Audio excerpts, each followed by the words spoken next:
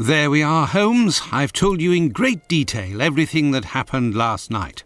Excellent work, Watson. We shall now be prepared to answer a few questions about the horrible murder in Hanbury Street. Do you think we are now in a position to find out the identity of the murderer of these two women?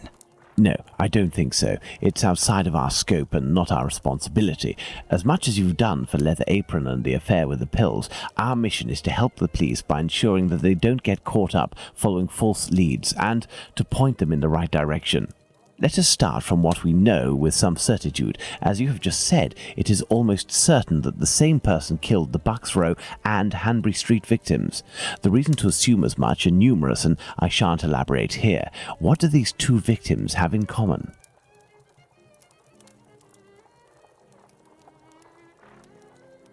It's true these two women were in the same profession, but... Indeed, Watson, these two women were both prostitutes. That is of vital importance, Watson. My memory from your examination of the scene is rather hazy. Didn't you say something about the killer's frame of mind? I was talking about the victim's possessions that were placed on the ground and the rings missing from Annie Chapman's fingers. This killer is a cunning predator, comes from a rather humble background and shows steely self-control in carrying out the murders. Something is puzzling me, Holmes. Richardson's testimony contradicts the time of death given by Dr. Phillips, which also matches my own, 4:30 a.m. And yes, we shall confirm that, Watson, and attempt to determine the precise time of death. In order to do that, we will need to place everyone involved on a timeline. Only after that will we be able to place the knife symbolizing our killer. Let's look at our timeline, Watson.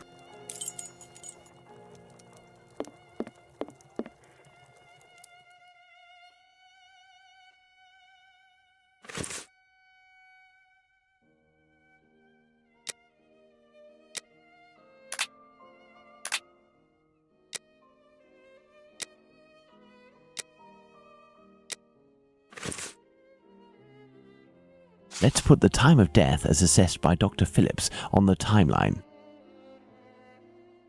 The assessment of the time of the murder given by Dr. Phillips and yourself, Watson, 4:30 a.m.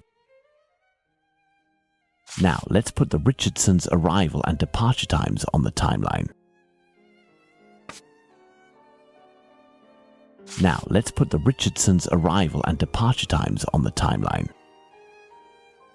Despite the great respect I have for Dr. Phillips and the value I place on our friendship, my deepest conviction is that both of you are mistaken and that Richardson is in the right and that these two testimonies put down in writing have real worth.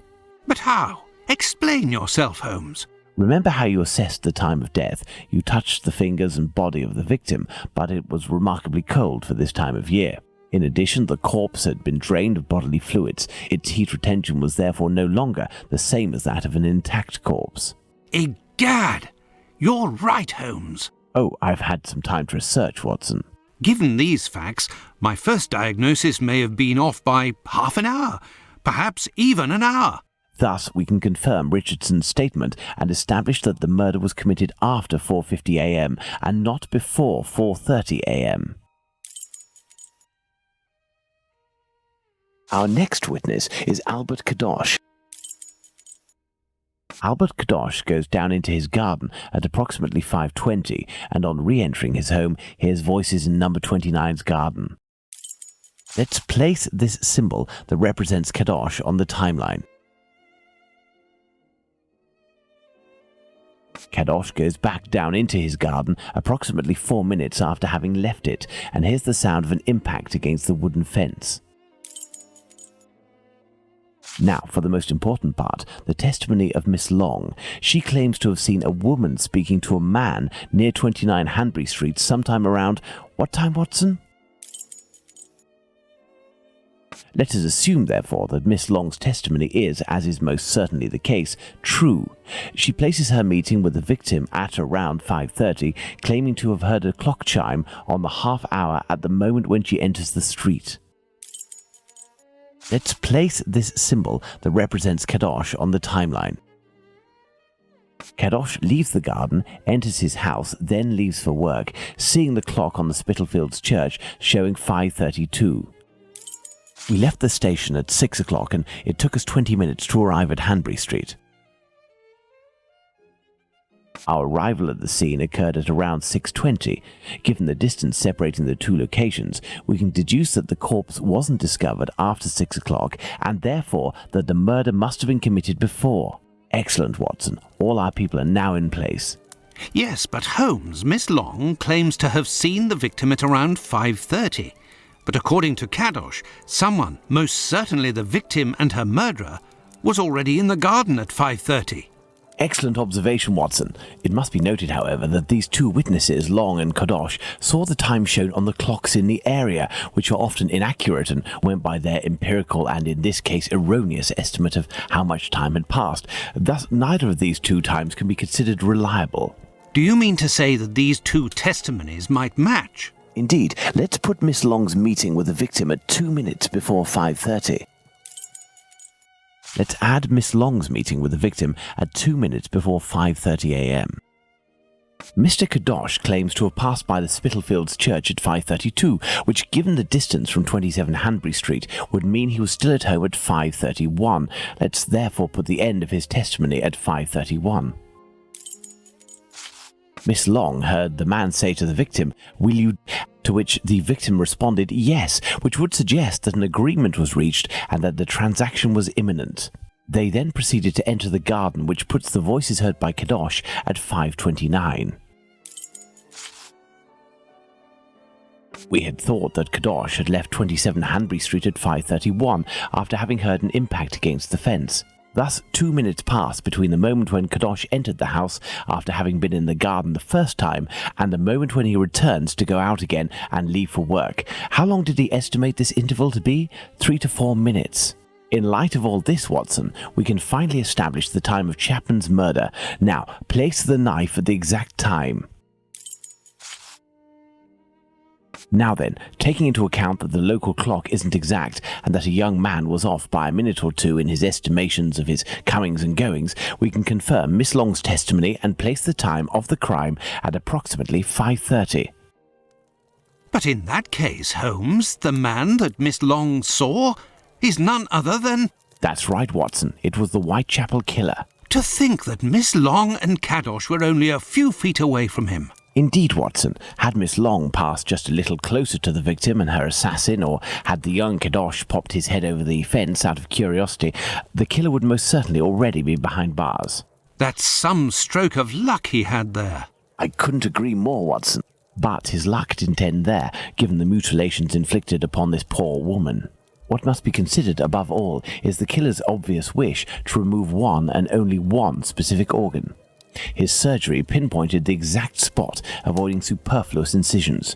This suggests the man possesses at least a minimal anatomical knowledge. Are you suggesting a doctor or a butcher? Perhaps, but the possibilities are still too broad to conclude with any certainty. Now for the motive. Despite my almost complete lack of practical experience on the subject, I have a rather precise idea of the usefulness of a uterus and a vagina. Nonetheless, once they are separated from their usual envelope, I am more circumspect as to the uses one can make of them. What do you think, Watson? We need a board, Watson.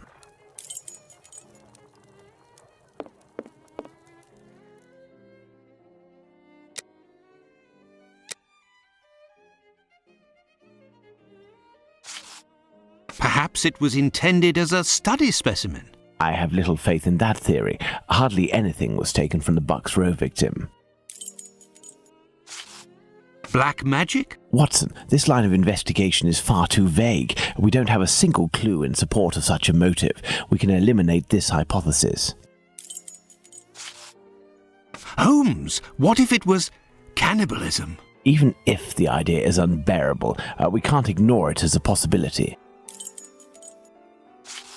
A desire for some sort of morbid trophy? I'd be inclined to dismiss this motive. If this were the case, why would nothing have been removed from the Bucks Row victim? Elementary. What emerges from these possible motives for having removed the uterus from the second victim is that they implied that the killer could have carried out the same thing on the Bucks Row victim, yet didn't. This brings us to a terrible conclusion.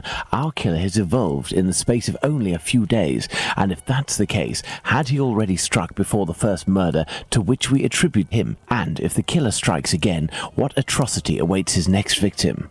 We have to stop him, Holmes. We shall do our best. This recent business of jars filled with formalin and of the American doctor might be a lead. Watson, inquire among medical circles to ascertain if there is a black market for human organs. The chances are slim, but this must be pursued. Very well. What about you, Holmes? I will send word to Inspector Aberline regarding our recent conclusions. I should also like to become a gas man and pay a visit to Bluto at the Wasp's Nest. Understood, Holmes. I think one of my old university colleagues who works at the London hospital will be able to help me. I shall write him a note at once. He should be able to see me during the day. Afterwards, shall we meet here? Yes, Watson. See you later, and good luck. I must get to the London hospital, where my old university colleague works. To the London hospital, quick! My colleague agreed to meet me here in one of the London hospital rooms reserved for students.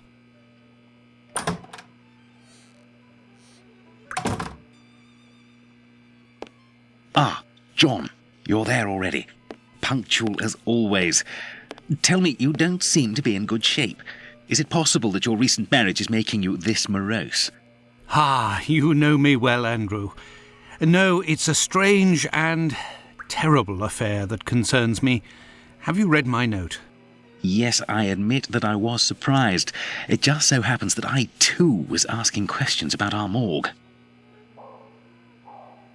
What do you think? Have you heard of any organ trafficking within? No, John. No doubt there exists some exchange between colleagues. Not quite legal, of course, but nothing that can qualify as trafficking. Since the Anatomy Act of 1832, which permitted the use of unclaimed corpses for science, the black market trade was definitely halted. There are sufficient subjects available for all practitioners and students. Of this I can confirm. Well, organ trafficking as a lucrative trade is out of the question. Then what is troubling you with the morgue? You are talking about trafficking organs, but I suspect there is trade in whole bodies. What do you mean to say? Whole bodies are disappearing? Well, it's confidential, but I know of your discretion and your friendship with the famous Sherlock Holmes. I can tell you that a few corpses have recently disappeared from the hospital morgue. Cadavers that were intended for dissection. That is to say, not claimed. Poor, unknown people. If a single corpse had disappeared, it might have been a bad joke. There are many students who pass through here. It's even a meeting spot. For the majority, they are here to work. A few come here in secret to practice. It also happens that instruments or organs go missing. Nothing alarming, but so many corpses. It's very troubling. But the hospital doctors aren't doing anything? No. That is to say, they would prefer not to call the police at this point. An investigation would no doubt result in the suspension of authorizations for the use of unclaimed corpses. Do you think that you could intercede on our behalf with Sherlock Holmes to clear up this situation? Which corpses are missing? I don't know exactly, but I can make an exact list if you would like to wait here for a few minutes. Feel free to look around the room while you wait. It'll bring back memories. Thank you, Andrew.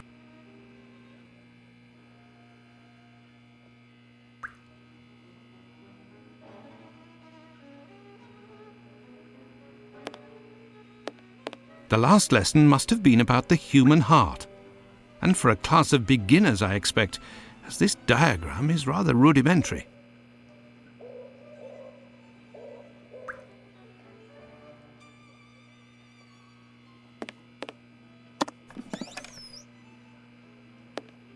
This surgical instrument resembles a screwdriver. How amusing. It might come in handy. I will return it later.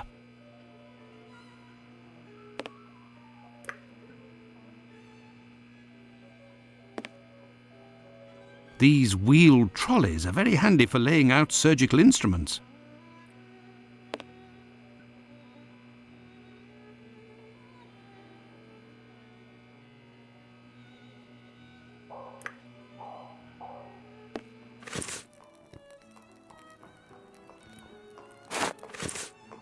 A message.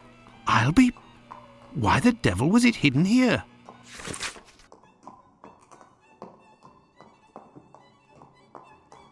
An old prescription. Poor child, so young, yet terminally ill. Strange, someone scrawled something.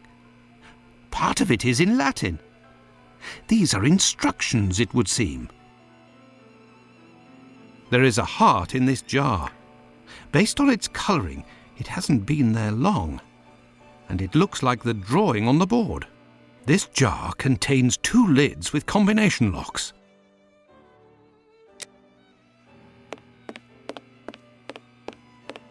An encyclopedia of anatomy. A page on the human heart is dog-eared. Let's see. There is a heart in this jar. Based on its colour, this jar contains 2 lids with combination locks.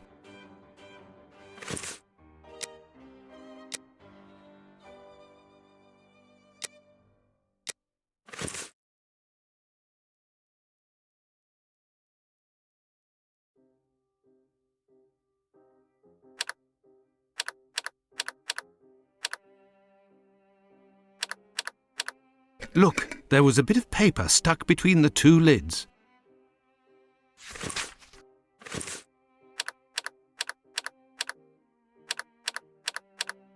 Incredible!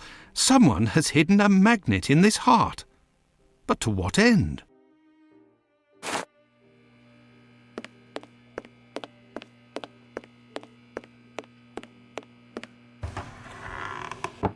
Incredible! There is a magnet with a hook behind this pane of glass. I am in need of something.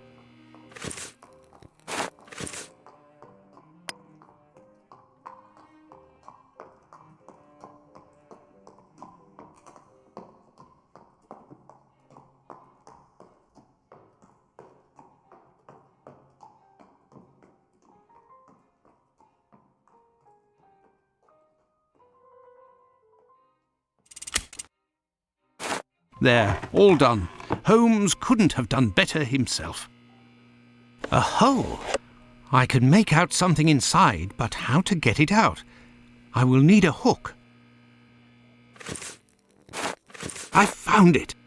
A coded message. I do believe I will need Holmes. Here is the list, John. The missing corpses are those of a woman, 40 years old, beginning of August, another 55 years old 2 weeks ago, and recently a young woman. These corpses had nothing in common except that they didn't have any apparent lesions. All of this is very troubling. Well, I think that I have all of the information possible, and I promise that I will do what I can to clear up this business. I must leave you, my friend, and... In the name of our friendship, Please, don't go so stare. To be sure. Thanks again, Andrew. it is I who must thank you, John. Don't forget to keep me up to date and say hello to your charming wife for me. Count on me, Andrew.